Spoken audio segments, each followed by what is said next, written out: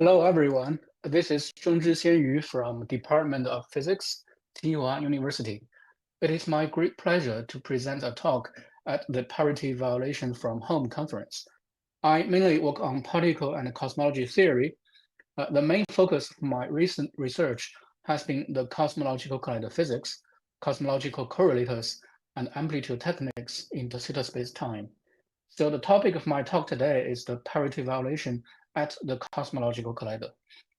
This talk is based on a series of works done with my collaborators listed here. Among them, Xitong is also speaking at this conference. I recommend you to watch his talk for a complementary perspective. In the following, I will first briefly introduce the idea of cosmological collider physics and show why it is related to the parity-violating shapes of large-scale density fluctuations. Then I will introduce a very natural source of parity violation during inflation, namely the axion coupling-induced chemical potentials for massive spectator fields. Then I will mention several applications of the chemical potential idea for spin 1/2 and spin 1 fields. In the spin 2 case, the chemical potential idea leads to the so-called cosmological graviton collider.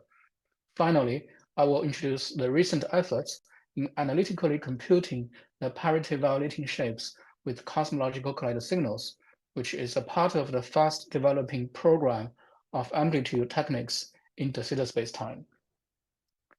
The name of cosmological collider was coined by a paper by Akani Hamid and Madosina in 2015, although the original idea was from an earlier paper by Xingdan Chen and Yi Wang. The idea is simple. We know that our universe has probably gone through a period of exponential expansion known as inflation, whose energy scale could be much higher than any ground-based collider experiments. It is believed that the large-scale density fluctuations we observe today are seeded by the quantum fluctuations during inflation. So the cosmological observation of large-scale inhomogeneity and anisotropy provide us new chances to probe fundamental physics at very high energy scales. The cosmological collider physics has been a very active field of research in recent years. Many works have been done from observation prospects, particle model building, and phenomenology to analytical and formal aspects of cosmological correlators. Here I am showing a very incomplete list of works in recent years, just to show that there are a lot of activities going on recently. Now, what do we look for at a cosmological collider? Well, the answer is that we look for new heavy particles at their interactions at the inflation scale.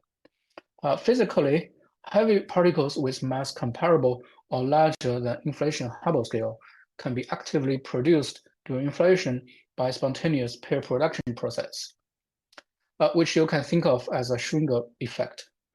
After production, the quantum modes of these heavy fields can interfere with lighter modes, such as the inflaton or the graviton. As a result, if we look at the correlation functions of light modes in a soft limit, such as the squeezed limit shown here, we will see the oscillatory pattern caused by this interference. The frequency of the oscillation simply gives the mass of the particle in the unit of Hubble, while the angular dependence of the oscillations contain information of angular momentum of heavy particles. Here I am showing a plot from theoretical computation of a typical cosmological collider signal in a three-point function. The x-axis is the logarithm of momentum ratio of the three-point function in the squeezed limit, and the y-axis shows the three-point correlation function. You can see an oscillatory pattern called a signal on top of a smooth background. Such signals have not been observed yet, but future cosmological observations provide us great opportunities, since their sensitivities to non-Gaussianities can be improved by order of magnitudes. This is a very practical reason why the cosmological collider physics is interesting to us. Related to the topic of this conference, now I want to mention the relation between the parity violation to the cosmological collider physics. Indeed, it has been nicely demonstrated in recent years that CMB large-scale structure can be powerful probes for parity-violating shapes.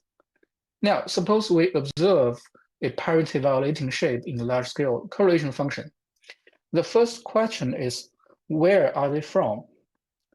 Since the evolution of the post-inflationary universe is largely dominated by gravity, which is parity-conserving, it is natural to guess that the parity-violating shapes may be of primordial origin. However, if we focus on the simplest possibility that there is only one single scalar field during inflation, we encounter a no-go theorem. Tree-level parity shapes are impossible in theories involving only locally interacting scalars with scale invariance and a Bunch-Davies state. Although there is also a recent study showing that parity-odd shapes are possible at loop level. In any case, we know there are other fields existing as quantum fluctuations during inflation, including all standard model fields we already know. So it is very natural to look for parity violations from those additional fields during inflation. And this naturally leads to the idea of looking for parity violation from cosmological collider signals. There are already quite a few works devoting to such possibilities. And in this talk, we'll focus on a particular mechanism, namely the axion-type couplings and the related helical chemical potential. Now, what is a chemical potential and what is axion-type couplings? Suppose that inflation is driven by an axion-like CP-odd scalar. Then this inflaton can very naturally couple to spinning fields through the dimension 5 axion couplings, which preserves approximate shape symmetry of the inflaton. In such interactions, the derivative of the inflaton is coupled to a current. Then the rolling of the inflaton turns such couplings into chemical potential term in the Lagrangian. As a result, the rate of heavy particle production is exponentially enhanced by the chemical potential mu. This mechanism helps to relieve the Boltzmann suppression for heavy fields. Therefore, it can lead to sizable cosmological signals even for fields much heavier than the inflation Hubble scale. However, detailed analysis show that not all chemical potential works in this way. Only axion-type couplings generate a non-trivial physical effect. In such cases, the parity is spontaneously broken by the rolling of the CP-odd inflaton. We call it the helical chemical potential to highlight the fact that the corresponding particle production process is helicity dependent. Now take the massive spin-1 field as an example. We can see that the inclusion of the axion coupling modifies the dispersion relation of the spin-1 particle in such a way that the mode function receives a great boost during its evolution history, as you can see here in the colored curves. Now let me mention some applications of this mechanism. First, the simplest possibility is to use this mechanism to search for heavy right-handed neutrinos.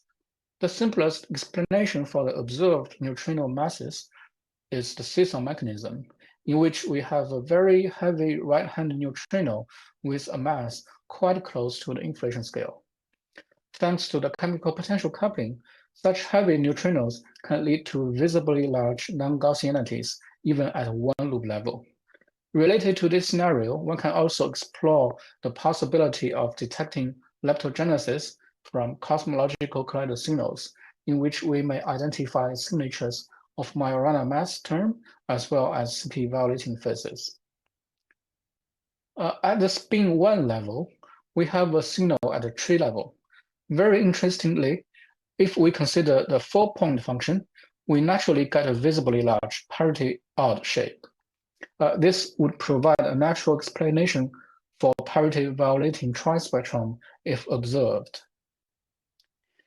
Now, going to the spin-2 case, we can also look for parity-violating cosmological collider signal by giving the helical chemical potential to a massive spin-2 field. then there is a chance that this heavy spin-2 field can mix linearly with the tensor mode. This will naturally lead to a large three-point function with two scalar one tensor or one scalar two tensor external legs. Given that the signals showing up in tensor modes, we call this scenario a cosmological graviton collider.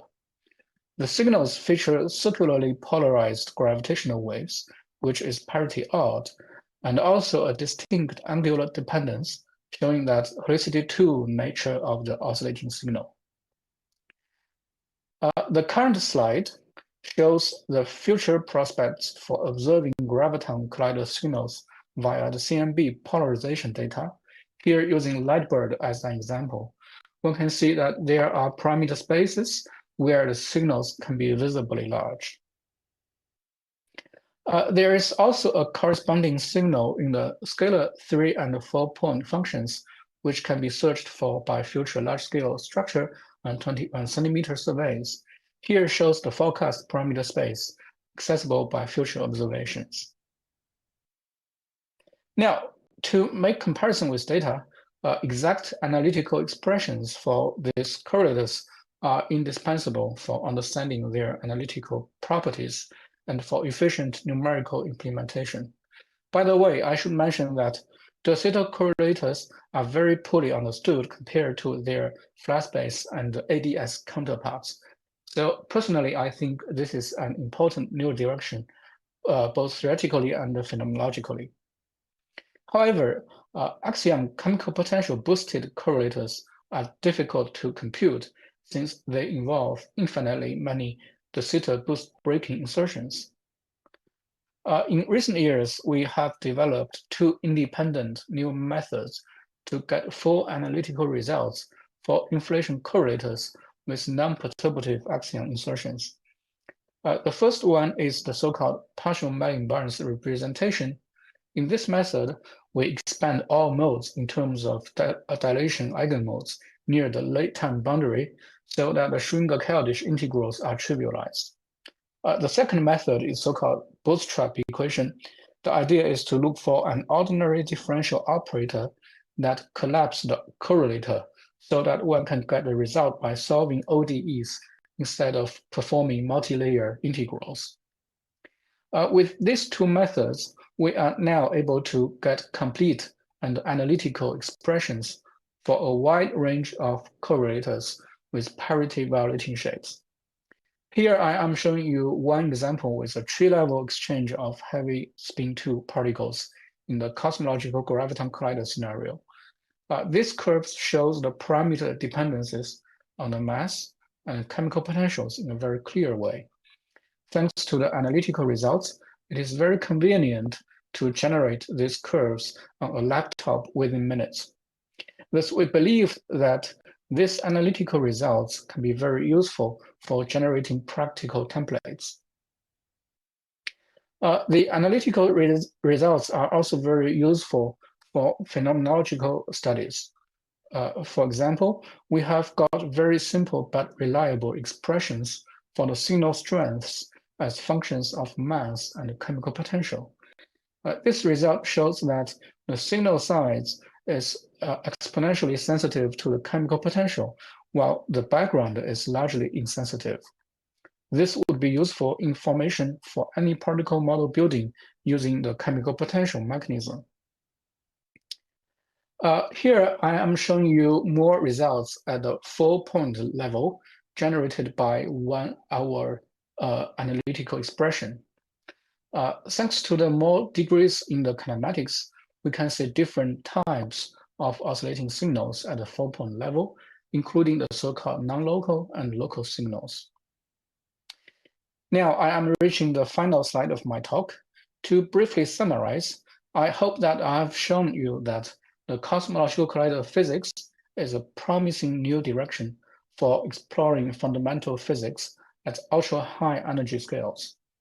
Also, the helical chemical potential from axion couplings is a natural way to get large and visible signals in a minimal setup.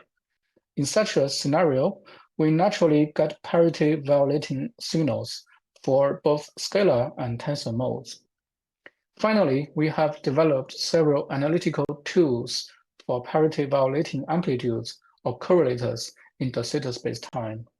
The related techniques are much less explored previously, but has gained considerable attention in recent years. Personally, I think this is an important direction for both theory and particle phenomenology. So that's all I want to present. Thank you all for listening, and I look forward to discussions with you at the conference.